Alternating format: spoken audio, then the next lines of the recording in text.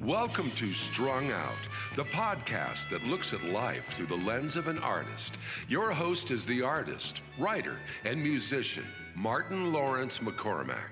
Now here's Marty. Everybody, welcome to Strung Out, and we are continuing along with our interview with Nikki O'Neill and Rich Lackowski, and we are talking, the last bit we got to know them, the last podcast, but now we're going to dive a little deeper into the creative process for this husband-wife musical team, songwriters, Americana, a lot of eclectic elements percolating through their music, which is really, really fun to listen to. So what are you going to give us for a starter for this podcast? We're going to play a tune called A Space to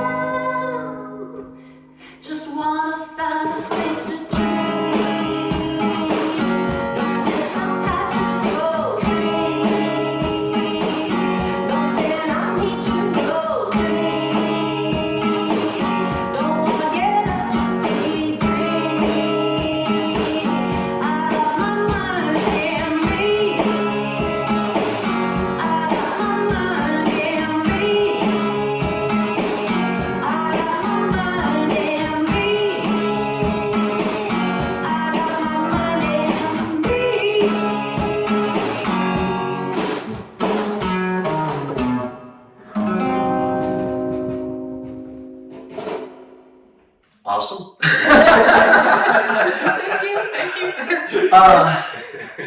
There's a real, I'm picking up on the song, but there is this dreamy, like, kind of quality that you kind of create with your music. That I want to know, is that a deliberate thing that you've gone for? Have you said, hey, I want to kind of have this feeling? Well, I guess maybe it's like the Al Green records that I grew up with, because he had this ability to, such a broad palette of expression. So there's the really sweet, Right. major seventh chords, and and that beautiful like melody that's like on top, almost whispering. So yeah, I think that's part of it. And then when I started playing guitar, I have a little bit of a weird start, because even though I liked listening to a lot of rock, when I actually started playing guitar, it didn't take too long until like a year in, I got the opportunity to study music at, like in high school. And they had like a high school program, and it was like 17 hours of music a week. Wow. And the thing is though that everybody there was almost like semi-professional at the time. They had parents who were musicians, and they taught a lot of jazz. So it was like the jazz standards. So my first guitar lesson, my teacher threw Satin Doll by Duke Ellington, and I'm looking at this paper and I'm like, what's DM7 going to G13 and C with a triangle? He was like, that's up to you to find out. See you next week. Wow. And Threw you in the water. you threw me in the water. And in a way, yeah, it was kind of brutal, but I learned a lot diving in, and I just loved those chords. So even though I didn't see myself getting into jazz, I have never been like a strong improviser. I'd love to be. I'm working on it, but I always loved the composition aspect. You know, with the jazz tunes, it was Charlie Parker, the head. That for those who don't know, the melody that everybody in the band starts off with before they all go off and solo and stuff. I loved those, and I love the chord changes. So yeah, you know, having a jazz kind of bedrock. somewhat. Or I guess I thought, oh, those are the chords that I hear in the Stevie Wonder songs. Very much so. Yeah.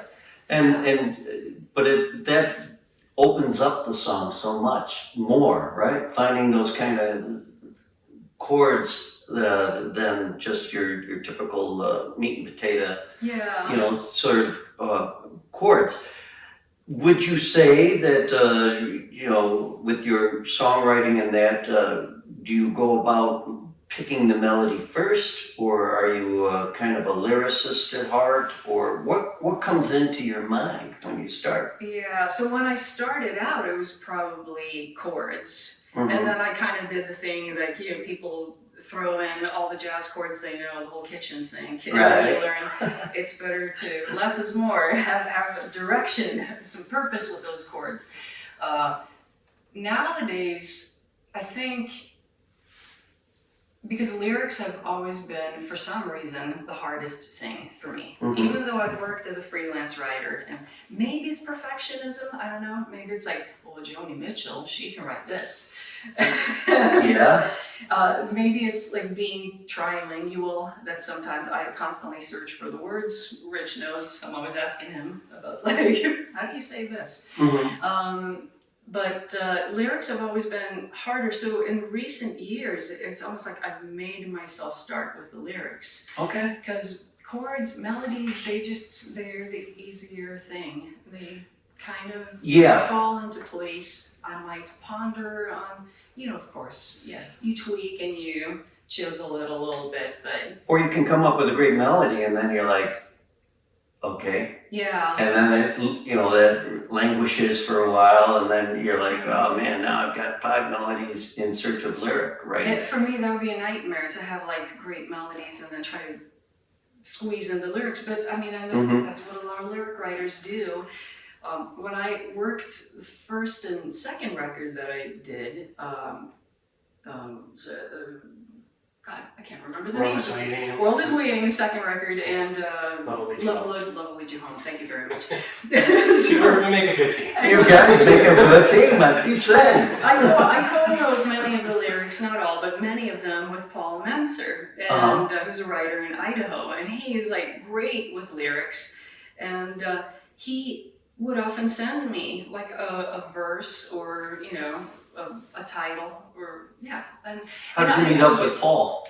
I met Paul at in LA. There was a songwriting workshop. Again, these workshops are important in my life.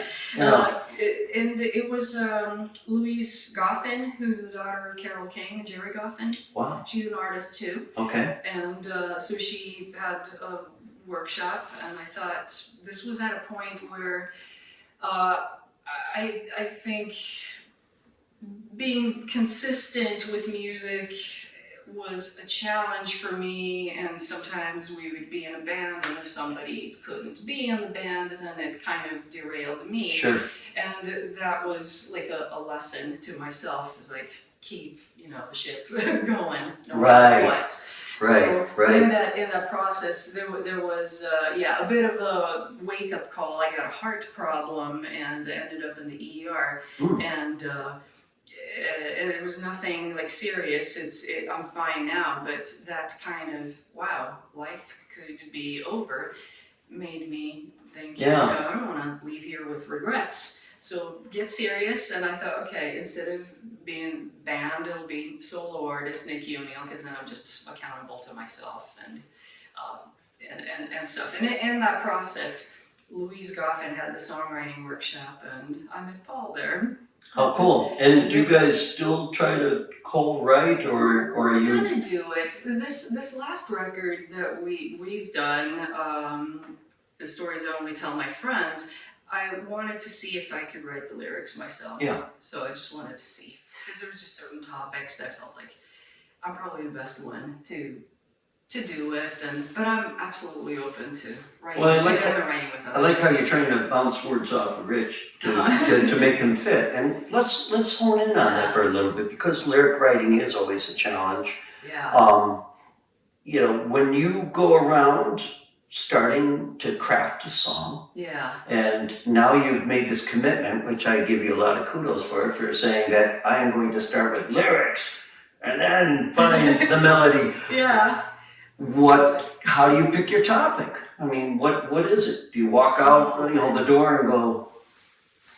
Sometimes it's prompts, sometimes it's something you read in the paper, you overhear a conversation. I feel like the more eventful and interesting life you have, not necessarily drama, that's not good, but just seeing things, getting out, experiencing things, go see art, do non-art stuff too if you want to.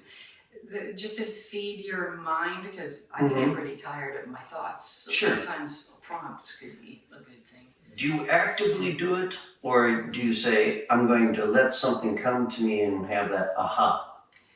I let that happen too, but I often have to coax myself. Okay, which I think is a good thing, because I think a lot of artists don't coax or push themselves really, and say, hey, I'm gonna sit down and craft a song. It's weird with me. I need to do that. I will book gigs and I'm like, okay, we're gonna write some new tunes. We need some up-tempo numbers, and that'll be my incentive. Deadlines help. We're gonna have a new song for this show, or whatever it is. Yeah. This is interesting, because you're from what I'm hearing from both of you is, when you're setting up a show or an album, you guys say, hey, we need to have an up-tempo, we need to have a sad song, we need to have that danceable number that, it's going to be the earworm for everyone.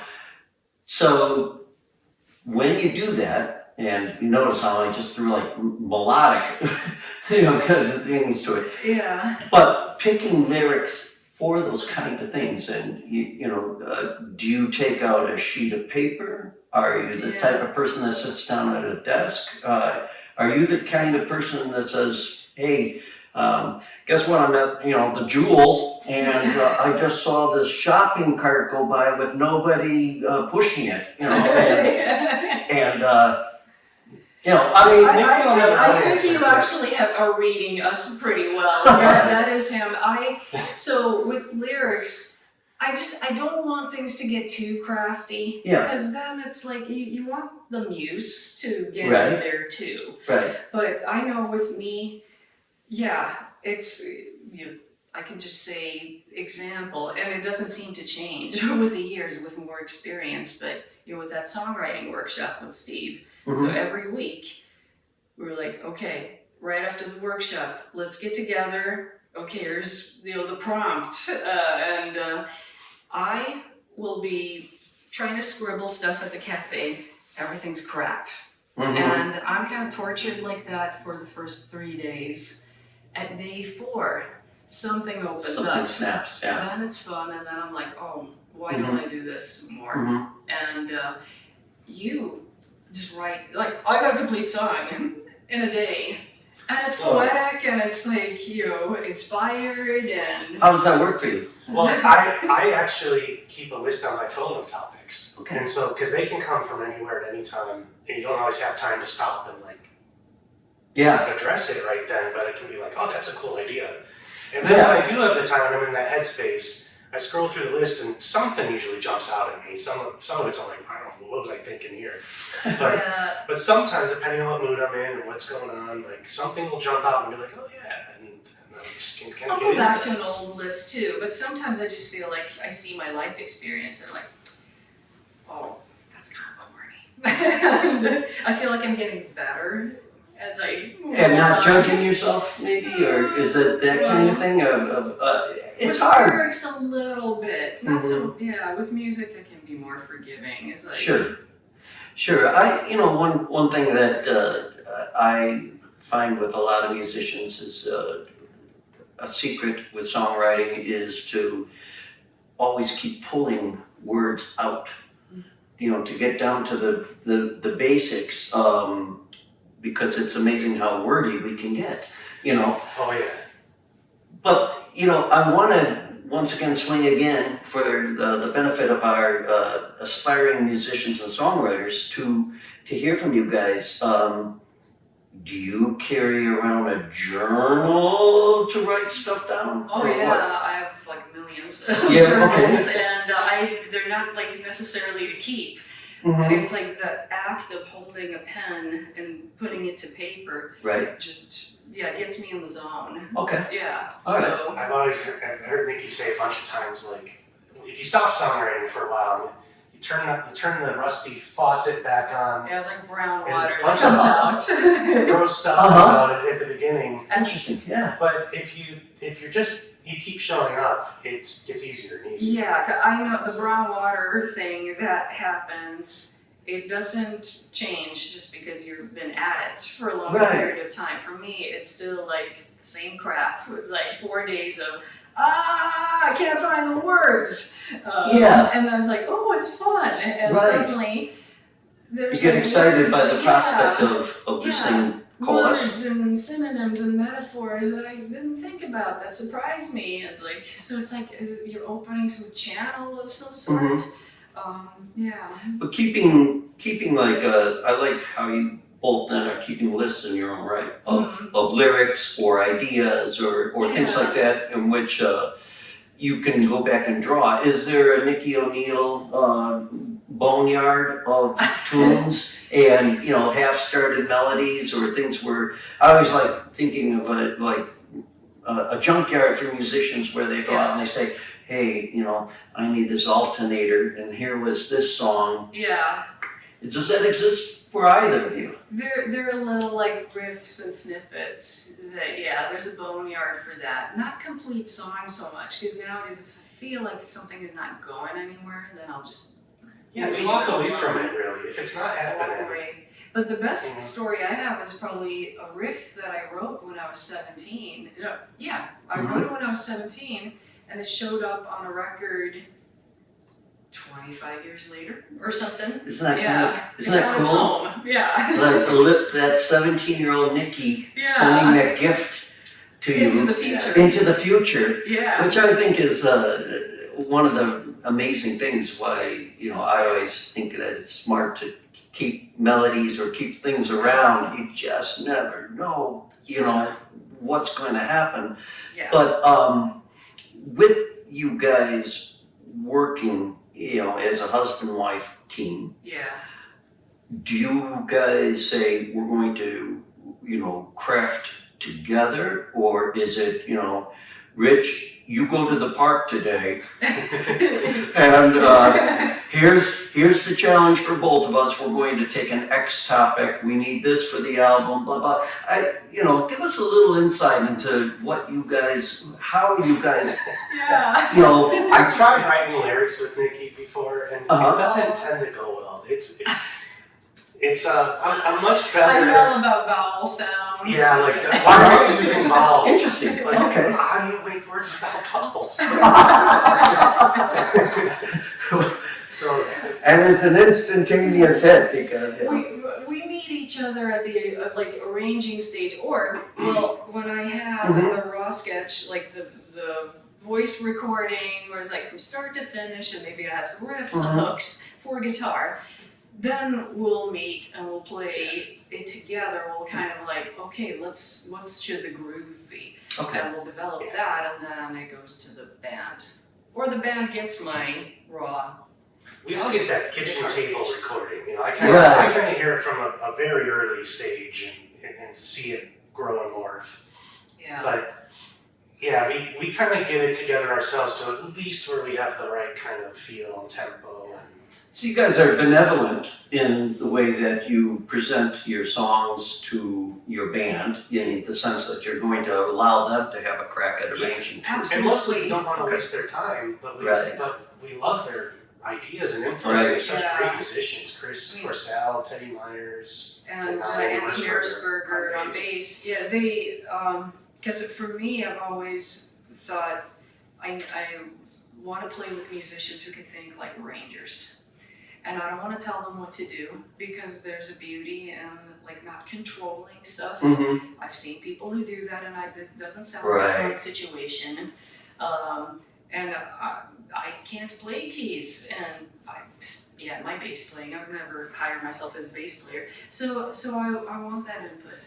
I want those fingerprints. So Yeah. is it up to a point? Like, you know, let's do a hypothetical. If the keyboardist is like, you know, oh, you know, I hear a ragtime. You know, Yeah. are you guys able to, you know? Maybe occasionally there might be like it's going into the wrong direction. Okay. But I can understand why their impulse was what it was. Because I'm kind of like, I like these like layers where Mm-hmm. maybe if it's just a single guitar melody, maybe it sounds like a country tune, but I want to put an R&B groove underneath Okay. it. I want to have those layers. So at a certain point, they know who you guys are, and Yeah. they you I know. think they Yeah, know and now like they're- what we. They're all excited contributing, and about. we're all contributing together into what we Mhm. are. Because Right. we went through this experience too, where we changed bands coming from LA to Chicago. Yeah. So that was a whole thing. That must have been hard. Yeah. Especially during a pandemic. It's Yeah. hard to start over. Yeah, absolutely. Musically, when we had such Sure. a ripping band in LA We too. did. We played shows together, and then we played mostly live in the studio with Right. some overdubs, and that's where I was like, and that's how I love to record. Mm-hmm. And with this band, it just took a while after the pandemic to meet the musicians, but then I was so happy because I found a guitarist who loves soul music, Nice. and Yeah. he was like, So- it's not just like, oh yeah, I could do a few 101 soul licks or something. He loves it, and Cool. we don't have to discuss. It's just like our instincts are. It, Yeah, having a band. Curtis Mayfield, Prince, like Yeah, and we can talk a little more about. I want you to play. Think of a song that you guys want to do, and then we'll talk a little more about the complexities of maintaining a band, Sure. and then I'll probably circle back to songwriting. I think. Listening to the way you guys craft the melodies and stuff, it's such an important thing for people to listen to inspirations like Al Green and Santana and all these other kind of influences, but also be brave and find those jazz chords and master them. You know, Yeah. but And finding your own voice eventually. Yeah. because you kind of have your influences, but then it's like, who am I in the midst of all that? And, That's actually a but big that's deal. a process. Sure. To make Yeah. that. And make friends with your voice, because I Yeah. remember I would write a song early on, and I would like hear Aretha Franklin or Shaka Khan, and then it's time to go to the studio. They're not there. It's They're just not me there. in front of the Yeah. mic, and I'd be like, oh my god, I can't like sing this. And I adjusted my melody writing or my songs a bit to fit more in my range. right. But also, I do like to challenge myself and stretch. But but becoming friends with your voice, friends with your stage persona, or the way you present songs, Right. the way you write, what Right. engages you. Right.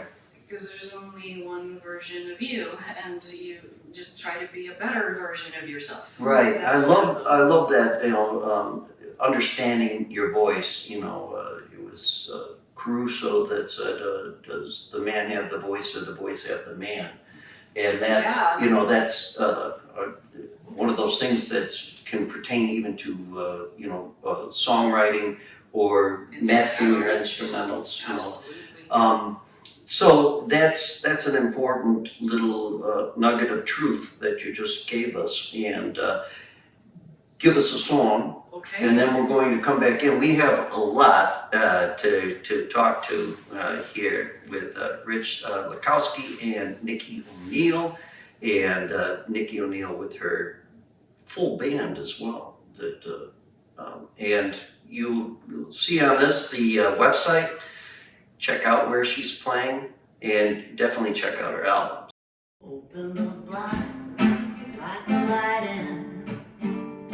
Start making tea in the kitchen.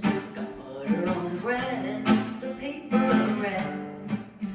First birds on and I listen. Candy apple morning. Struck and I'm glowing. Candy apple morning. You got me rolling. I look outside, wiping down tables. Ladies sweep on the sidewalk. Down by the bar, got the guitar.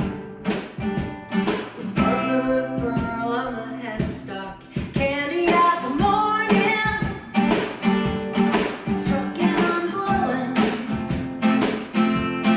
Candy apple morning. You got me rolling. Some say the blaze, but the dark to create. Come alive when the lights are low. I'd rather engage when the days are blank beach. That's where I find my flow. Open the blinds, let the light in. Discarding my tea in the kitchen, paper and pen. You never know when the first note comes alive and I listen. I'm stroking, I'm glowing.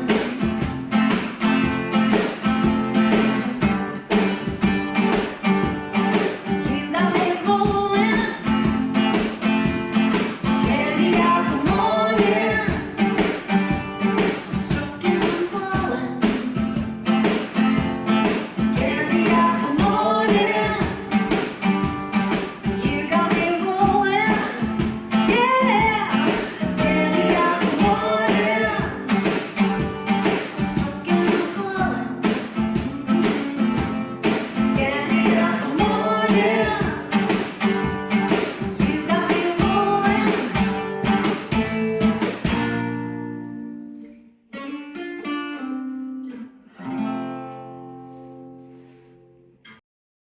Hello, Polly Chase presenting artwork by Martin McCormick. There are many reasons to buy art. You might choose a piece for financial investment or to put the finishing touch on interior decoration. You could buy work because it speaks to you or you are a friend of the artist. And then there is art that you buy for the sheer fun of it. These pop art portraits in the Man and Dog series definitely fall into the fun category. Each acrylic on canvas measures 12 by 9. They can be purchased individually or as a complete set of 4. They are a playful testament to a companionship that stands the test of time and a vast wardrobe. Check out this painting and more of Marty's artwork on martinmccormick.com. You can also email me with your interests at martyfineart@gmail.com.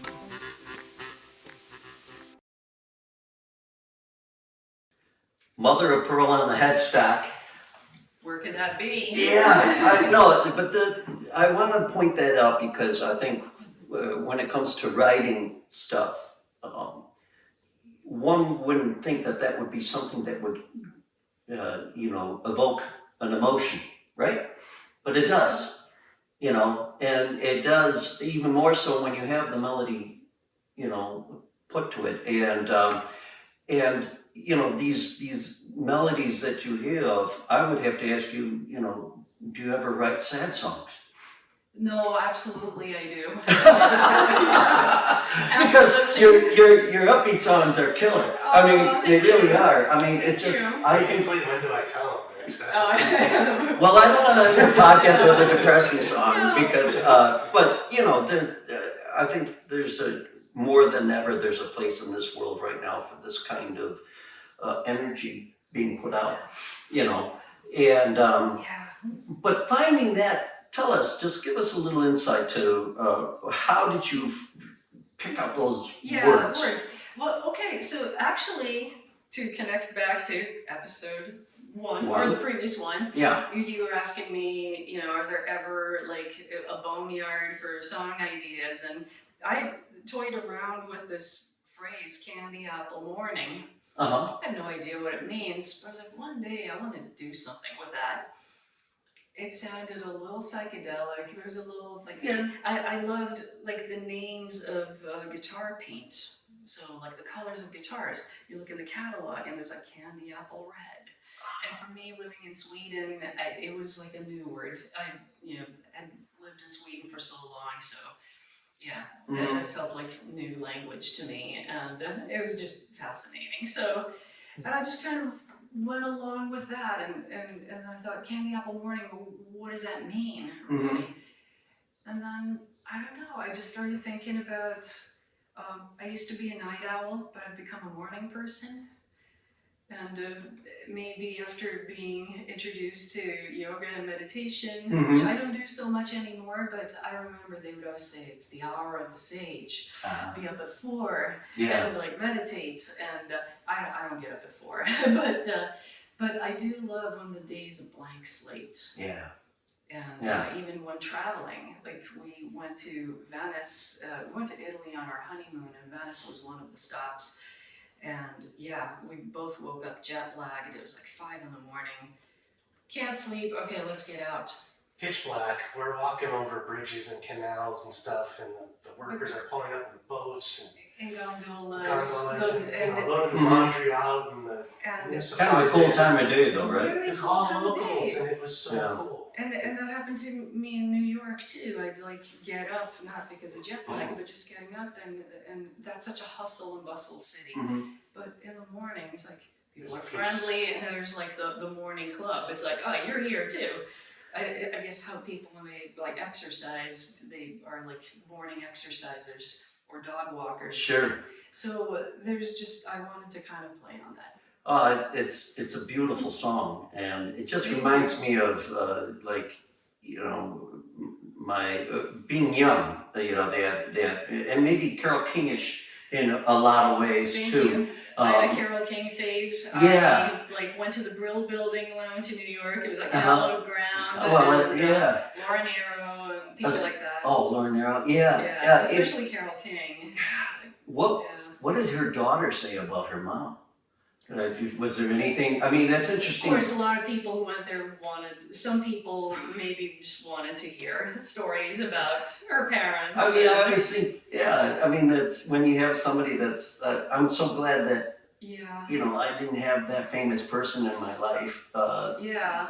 Because that can change your life completely. Yeah, Louise seems to, I don't know, my impression is loving and acceptance and had a great relationship with her parents, and so. She's doing her own thing, and she's doing her own thing. And, under her own name and own Yeah. steam. Good. Yeah. But, you mentioned Carole King, Paul McCartney. To me, it always felt like I would like hearing their albums when I drive a car at night. It's like a friendly voice in the night, and especially with times like this. Yeah. Bill Withers. Yeah, Bill Withers. Yeah. I think the thing about all those musicians you just mentioned is I think it's the pop sensibility, and I personally feel like pop that kind of is always underrated and is always considered like the ugly stepchild of serious musicians. Doesn't need And to be. nothing can be further from the truth. Yeah. I mean, a well-crafted pop song those usually are the songs that stay with you. And look at the grade school kids. Who are they listening to? The Beatles. They're not listening to, Yeah. I'm not gonna say any in case I Right. offend somebody. One thing that popped into my head when just listening to you sing that song, I thought, does she ever sing in Swedish? I've gotten that question before, and when I grew up in Sweden, especially with the music I liked back then, it was kind of thinking, no, I'm not gonna write in Swedish. I'm gonna write in English because Well, that's what the cool bands do. Yeah, and everybody, it was almost like Yeah. phonetics, right, for those guys? Right. And but there was, of course, a movement of music where they were very much about writing in Swedish. Mhm. And there were a lot of music critics who were like, it's shallow stuff. But yeah, I never did. I sometimes got the suggestion, why don't you try it if you're like stuck on words? Maybe this is a good piece of advice for people who come from a different country, have different Right. language as their main language. To open up the ideas, don't search for words, write it down in Swedish. And I'm going to give that advice to myself also. Yeah, I mean, you're Joe Henry was the one who suggested that to really, me. okay. Yeah. I mean, in some ways, I think it would be very intriguing if even, just a line and Yeah. that talk about, just drawing in your listener to say, what the hell was that? Yeah. What is she referring to, and why did she refer to that in that language? But that being said, I'll say one thing just on the note of that topic, that sometimes, although people don't know about it, but when I'm about to record like the vocals for a Mhm. song, like this one, or there are other songs, I sometimes have a Swedish artist like in mind. So it's often music from childhood, songs that, it's like they're troubadours, they're Cool. Bob Dylan, Yeah. they're like, well, beloved writers, and I'll kind Yeah. of bring out that, and it's often maybe a slight naivete, vulnerability, or like it's okay to be upbeat and it's a bit childlike because there's so much darkness and cynicism, and I have plenty of that. So, Sure. It might not be obvious when you hear these songs, but there's definitely that side of my personality. But I think that other side, the Paul McCartneys and the Carole Kings, I need them to have faith in the world. Well, yeah, you know what, Yeah. and I think you brought up the word faith. I think in a lot of ways that spiritual aspect of music is what is so important, is that you are giving people the faith that to go on, it's going to be okay somehow, even though we don't have a clue, Yeah. really, but still, might as well, fake it till you make it kind of thing as far as the musical thing.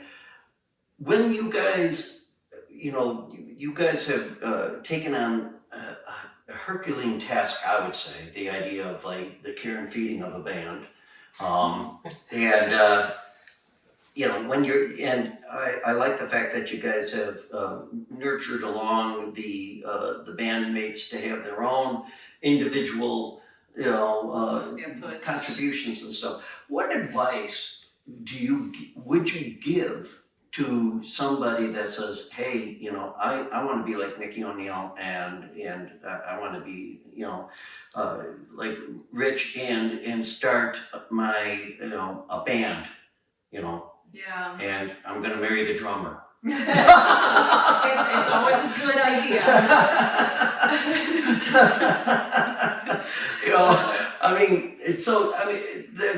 Let's just focus for a little bit on the nuts and bolts of survival in this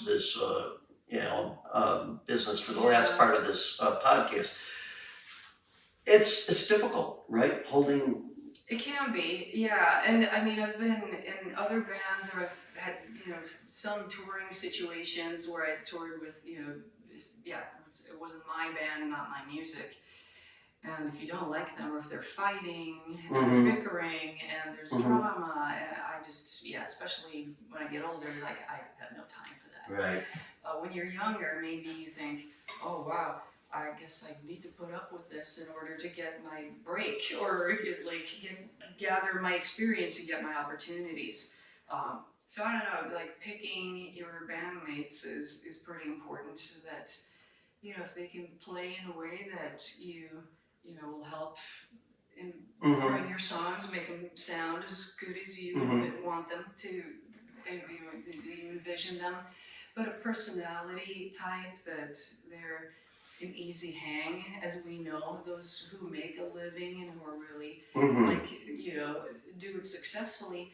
They're usually really nice to be around. Not everybody, Right. but many of them are, because they understand, like, One of the we challenges could be is on the tour bus together, Yeah. or in the studio, right.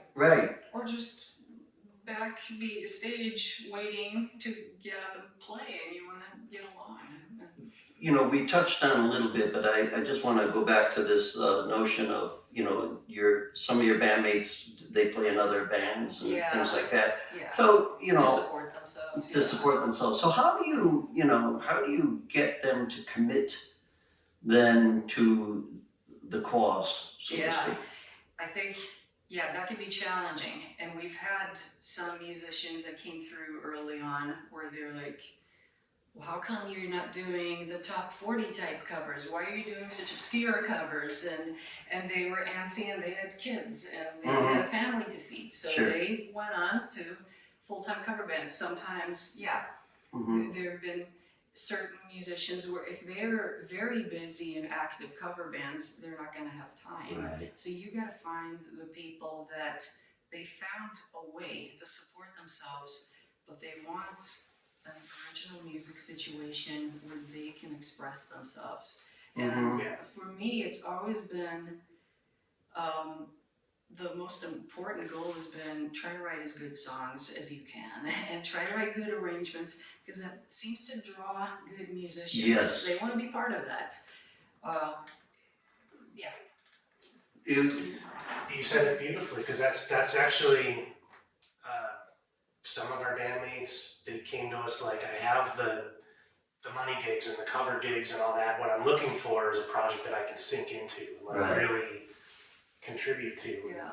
We're like, great, welcome. Yeah. Like that's what we want. Well, it's so important what you guys are doing as far as creating original music in the style of some of the masters, obviously influenced, but definitely yours, and Thank definitely you, yours yeah. coming percolating through, and but having bandmates, and it's difficult, but I think you're touching on a good thing, that trying to find those people that are at a point in their lives where they are going to get the kind of spiritual nourishment out of an original project, and look at their financial, see what they're doing in order to make it happen. It's a balancing act, because Very much so.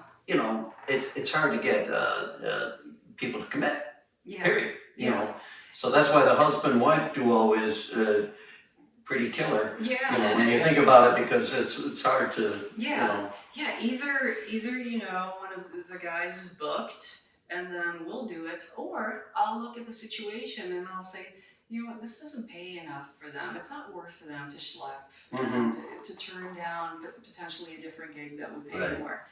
Right. And we'll do it, and I'm fine. Cause I just, one fan at a time, Right, one fan at a And time you is. never know sometimes who Yes. shows up. I mean, it really, it could be the most, you think it's the most low key gig, and there's somebody there who, that's happened to us several Writes for times. Mojo or something. Yeah, who and writes they're there, for, and audience with writes for, half dozen the people. Tribune.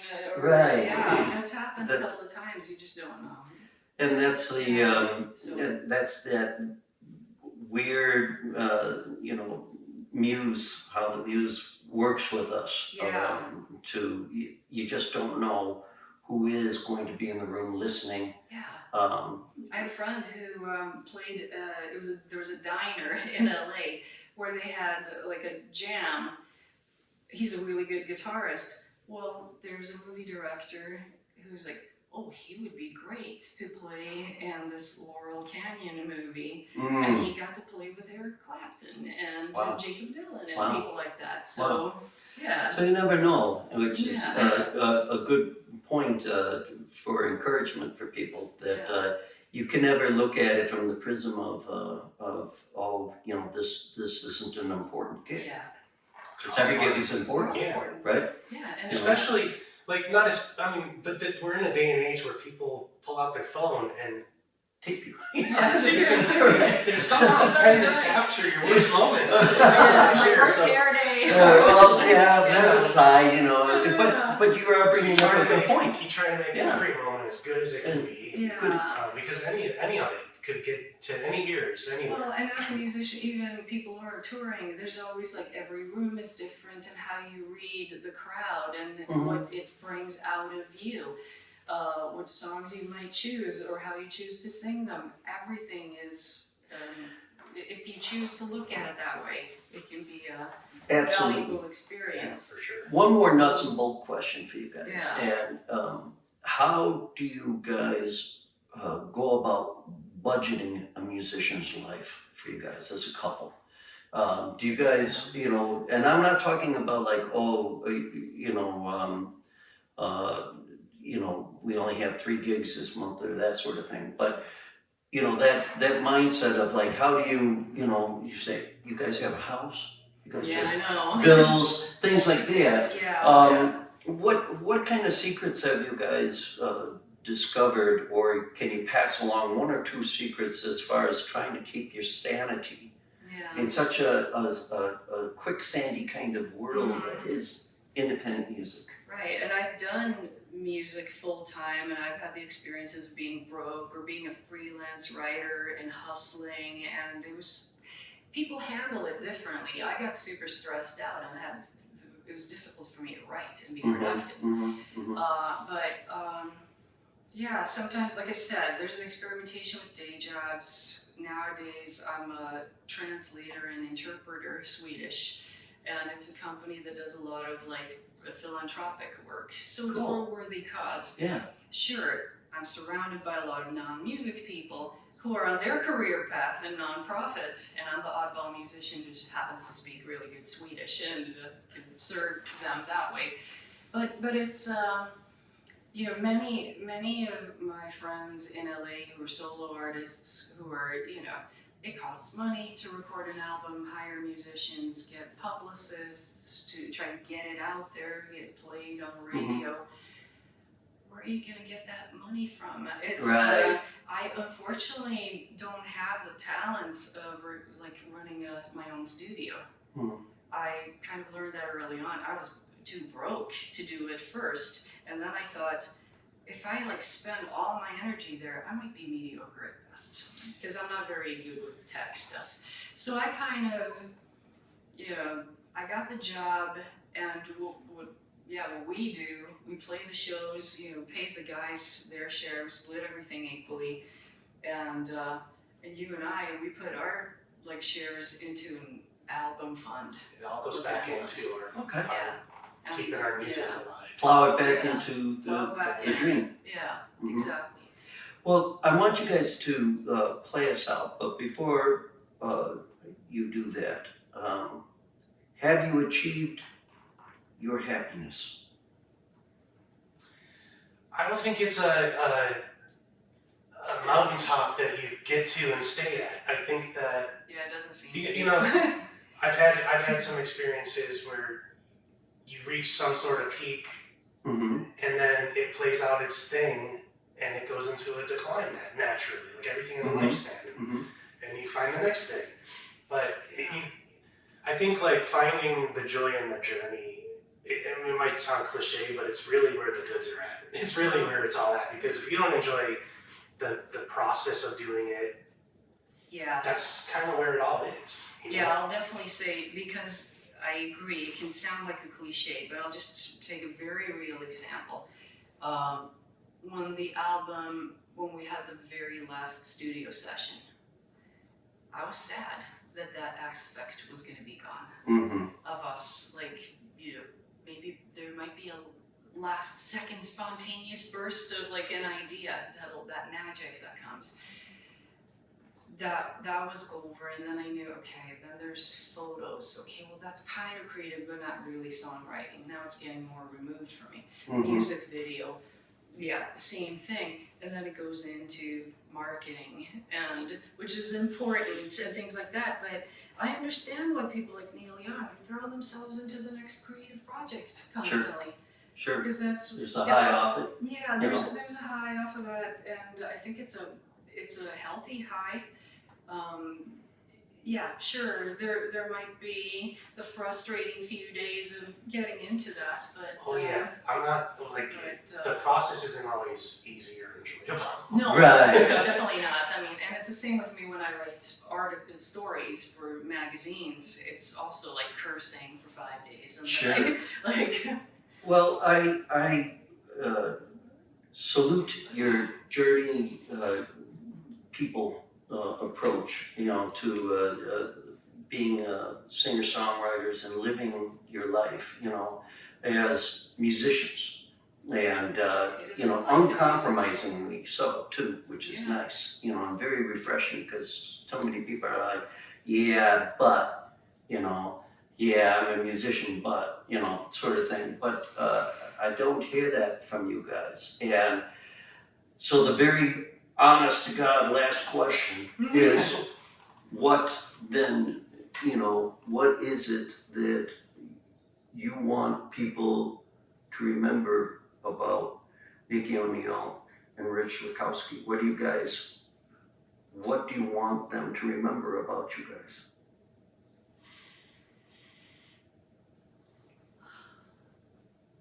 those are big words. I've had so many experiences of creating something from nothing, and where it's taken me on experiences and meeting people that I could never have imagined, and that's a beautiful thing. And I didn't have resources, just started with whatever I had. Yeah. So I would, Do what you love and you'd be surprised what doors open. Yeah. Well, thank you, both of you. Yeah. What a sublime honor to be able to meet both of you. Likewise. Play us out and pick a song. And once again, you guys, don't forget to check out Nikki's website. And don't forget to, as always, support your independent musicians. These are the ones that are changing the world. All right? Play us out. Give us something good.